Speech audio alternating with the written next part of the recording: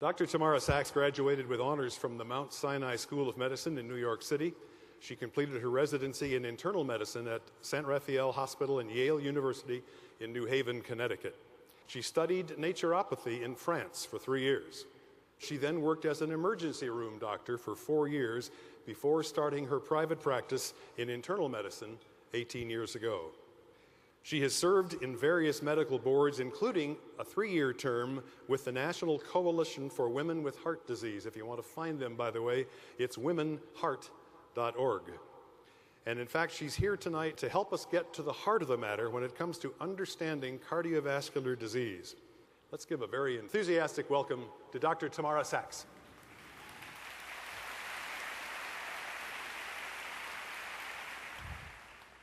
It's my hope that tonight I might teach you a little something about how your body works. And with that information, that you might make better decisions about your health for both yourselves and your family. Sitting there quietly in your seats, I would imagine it's hard to realize how much movement and activity is actually going on in your bodies right now. So let me help you just for a second. Your hearts are all beating at least once a second. Maybe more. And as it does so, it pushes blood through a circuitry of vessels. And these blood vessels vary in size from the diameter of a garden hose to the diameter of maybe 1/10 the size of your hair. Every minute, your entire bloodstream goes around your body 3 times, such that at the end of one day, your blood has traveled 12,000 miles. To do that, your heart pumps with such force, it's actually stronger than the leg muscle of a trained sprinter. And that pumping action happens 35 million times a year. I think that's remarkable. But then again, I find these things remarkable. That's why I love this stuff. I'm here to tell you about how your blood vessels in your heart can stay healthy and what makes them sick. And I have 3 main areas of news to tell you about. And it's all good news. The first is that everybody in this field agrees cardiovascular disease is largely preventable. It's within our control. The second is that there are new theories about what causes cardiovascular disease, and inflammation is at the root of that. And third, there are new approaches for preventing and treating heart disease that involve nutrition. Dr. Walter Willett, who's at the Harvard School of Public Health, said that a healthy diet teamed up with regular exercise and no smoking can eliminate 80% of heart disease and 70% of certain cancers. However, Margaret Mead said that it's easier to change a person's religion than to change their diet. Cardiovascular diseases, cardio, heart, vascular, blood vessels, are just that, diseases of the heart and the blood vessels. And they encompass a large range of diseases. The heart diseases that you probably know about are heart disease, also called coronary artery disease, or CAD, also called coronary heart disease, just to confuse us, CHD, same thing. And there's also heart problems such as arrhythmias and heart failure. And the blood vessel disease part of cardiovascular disease includes high blood pressure, stroke, erectile dysfunction, and about 20% of all dementias. Cardiovascular disease is the #1 killer in this country by far. It has been for almost 100 years. Currently, about 800,000 people die annually from cardiovascular disease, and more than half of those are from heart attacks. Of note, 50,000 more women than men die every year from heart attacks. This is an equal opportunity disease, and we are all at risk. There's an increased prevalence of cardiovascular disease going on in this country, partly from good news, which is that the death rate is down. We've gotten better at treating it. But the bad news is that more and more people are developing diseases of the heart and blood vessels, so new cases are up. In fact, right now there are 80 million people in this country living with one or more forms of cardiovascular disease. That's 1 in 3 of us. That's way too many. When I went to medical school, I was taught that cardiovascular disease, and heart disease in particular, was kind of a plumbing problem. I was taught that it was always a progressive condition, and it was irreversible, and it had to do with cholesterol plugging up an artery gradually until blood could no longer flow, and they had a heart attack.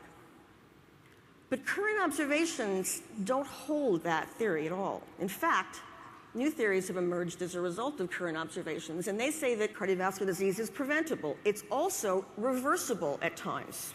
And rather than a cholesterol plumbing problem, we now know it's an inflammatory problem. Both cardiovascular disease and heart disease, heart attacks, are diseases that involve the wall of a blood vessel, of the artery. Plaque forms inside the wall, between the lining and the muscle. And plaque can sit there quietly for a long time and do you no harm. But if plaque becomes inflamed, then it can become unstable. And if it becomes unstable enough, it can rupture. And that, unlike a plumbing problem, is more like a sudden, unpredictable volcanic explosion. And when a plaque becomes so inflamed that it ruptures and explodes and touches the blood, when plaque comes into contact with blood, blood clots immediately. And it's that clot that causes a heart attack. The National Institutes of Health, in their guidelines to physicians, has stated very clearly that lifestyle changes are the most cost-effective way to reduce the risk for cardiovascular disease. More specifically, diet. The World Health Organization has said that a low intake of fruits and vegetables is responsible for 31% of all heart attacks and 11% of all strokes worldwide. 31% from a lack of fruits and vegetables. It's within our control. Philip James is the chairman of the International Obesity Task Force, and he said to eat a healthy diet in America is to behave abnormally. I thought about that for a while, and I had to admit he was right. 60% of Americans eat no fruit. None. 25% of Americans eat no vegetables. None. In fact, only 11% of us eat the recommended servings of fruits and vegetables every day. The consequences of our American diet are all too obvious. As of 2006, a full 34% of all Americans are officially obese. 64% of us are overweight. And sadder still, 17% of our children are overweight. And that is up from only 5% just 25 years ago. That's a very rapid rise. I think that's what prompted Dr. Jones, who's the president of the American Heart Association, to recently say that unless we do something and change our lifestyle and our diet and our children's lifestyle and diet, our children are going to develop cardiovascular disease younger than we did, and they're going to die from it younger than we did. It's within our control. So what is a healthy diet? If the majority of us don't eat one, would we even recognize it if we saw it? I don't know. And what's all the fuss? Why is the diet so important? Well, it's simple. A healthy diet makes you healthy. And there are many different kinds of healthy diets, but they are all primarily plant-based diets. The reason for that is simple. Cells need the nutrients that are found in plants. It's not optional. For a cell to function optimally, it must be fed correctly, and that is plant-based foods. This isn't negotiable. You can't argue with the cell and say, could you please just like French fries better than this salad here for a while? Cell physiology is not negotiable. It is what it is. The way you eat largely determines your health. We know this because we know that 70% of all diseases are from environment, lifestyle, and diet, and 30% are from genetics or heredity. That means that environment trumps genetics most of the time. And that means that your health and my health is in our control most of the time. The Mediterranean diet is the most famous, scientifically speaking, diet. It's been studied a great deal. It's the food that was traditionally eaten in the Mediterranean basin and still is in some places like Crete and in the south of France, where my family's from.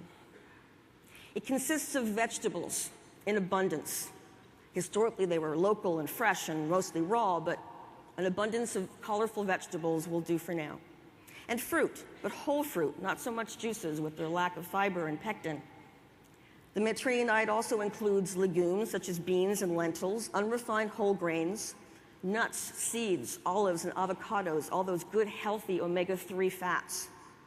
There's some eggs, there's some sheep and goat cheese. There really weren't any cows in the Mediterranean basin to speak of.